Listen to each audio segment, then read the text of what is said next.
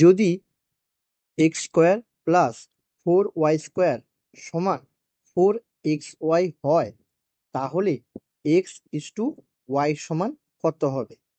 প্রশ্নটি 2017 সালে WBCS পরীক্ষায় এসেছিল। তাহলে আমাদের বলেছে কি x square plus 4y square সমান 4xy হলে আমাদের এক্স ইস টু ওয়াই সমান কত বের করাতে হবে।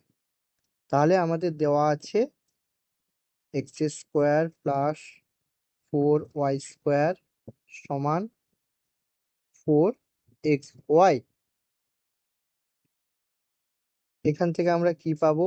এক্স স্কোয়ার মাইনাস 4xy, এই 4xyটা সমান চিহ্নের আমরা বাম দিকে নিয়ে এলে ওটা মাইনাস হয়ে যাবে, প্লাস 4y স্কোয়ার সমান 0।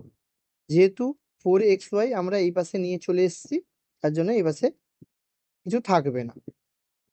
আচ্ছা, এবার এইটার সমান X square minus 2 into X into 2y plus 2y whole square. এইটাকে আমরা এক্স মাইনাস 2y এর হোল স্কোয়ার সূত্র আকারে সাজালাম। তাহলে এখান থেকে আমরা কি পাবো? এক্স মাইনাস 2y এর হোল স্কোয়ার সমান 0। এইখান থেকে আমরা কি পাবো? এক্স মাইনাস 2y সমান 0। এক্স সমান 2y এটা আমরা পাবো। এবার কি করব? তাহলে হবে এক্স বাই ওয়াই সমান 2/1। তাহলে আমাদের এক্স ইস টু ওয়াই সমান কত হবে? 2:1। এটাই হবে আমাদের অ্যান্সার। এবার আমরা পরবর্তী প্রশ্নতে চলে যাব।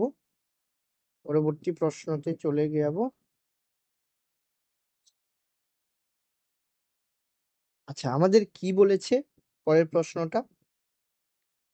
যদি 1/x is to 1/y is to 1/z সমান 2:3:5 হয় তাহলে x is to Y is to Z সমান কত হবে? প্রশ্নটি 2013 সালে WBCS পরীক্ষায় এসেছিল। তাহলে আমাদের কি বলেছে? 1/x is to 1/y is to 1/z সমান 2:3:5। আমাদের এক্স ওয়াই জেড এর অনুপাত বের করাতে হবে। তাহলে আমরা কি করব? আমাদের দেওয়া আছে কত? 1/x is to 1/y is to 1/z সমান 2:3:5। এইখান থেকে আমরা কি পাবো? X is to Y is to Z কত পাবো? 1/2 ইস টু 1/3 ইস টু 1/5 এইটা আমরা পাবো। আচ্ছা, আমরা এই 1/2 1/3 1/5 এগুলো আমাদের ফ্র্যাকশন, আমরা এরকম ভগ্নাংশে রাখবো না, আমরা পূর্ণ সংখ্যার আকারে রাখবো। তাহলে আমাদের কি করতে হবে? এই 2 3 আর 5-এর লসাগু দ্বারা প্রত্যেকটাকে আমরা গুণ করে দেব। এই আমাদের 2 3 5-এর লসাগু কত হবে? 6, 6 5 30, 30 হবে আমাদের লসাগু। তাহলে প্রত্যেকটার সঙ্গে আমরা কি করে দেব? 30 গুণ করে দেব। 1/3 টু 30 টু 1/5। এগুলোকে আমরা কাটাকুটি করব। তাহলে আমরা কত পাবো?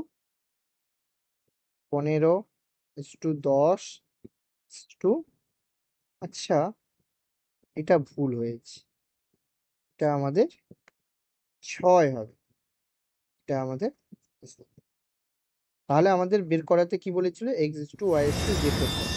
তাহলে আমাদের x is to Y is to Z হবে কত, 15 ইস টু 10 ইস টু 6। এটাই হবে আমাদের অ্যান্সার।